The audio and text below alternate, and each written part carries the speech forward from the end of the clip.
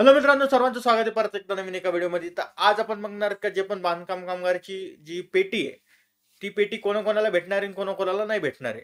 तर जे पण बांधकाम कामगाराची नोंदीत कामगार आहेत, जे आचारसंहितेच्या आधी त्यांना माहीत असेल जर तुम्हाला एकदा पेटी भेटली, तर तुम्हाला परत पेटी भेटत नव्हती. आणि जर भांडे भेटलेले असतील तर तुम्हाला परत भांडे भेटत नसते. तर आता जी नवीन पेटी चालू झाली त्यामध्ये पाणी फिल्टर वगैरे ते आहे. पण मग असं वाटतंय की ज्यांना पहिले पेट्या भेटलेल्या आहेत त्यांना ती पेटीचा संच भेटणार नाही. पण यामध्ये एक थोडंसं हे असू शकतं, कारण की जे ऑनलाईन फॉर्म भरताना आहे ना, त्यांनी दोन साईट तयार केल्या.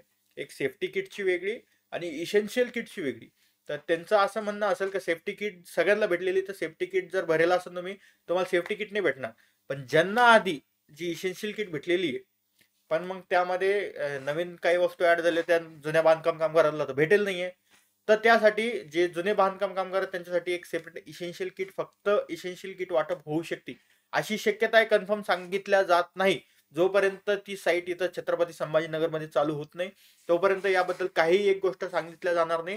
पण अशी शक्यता वर्तवली जात आहे की जे तुम्ही इसेन्शियल किट आहे, फक्त इसेन्शियल किट तुम्ही घेऊ शकता. म्हणजे जी सेफ्टी किट आहे ती तर ऑलरेडी तुम्हाला भेटलेली, पण फक्त इसेन्शियल किट जर घ्यायची असेल तर ती शक्यता तुमच्यासाठी चालू राहील.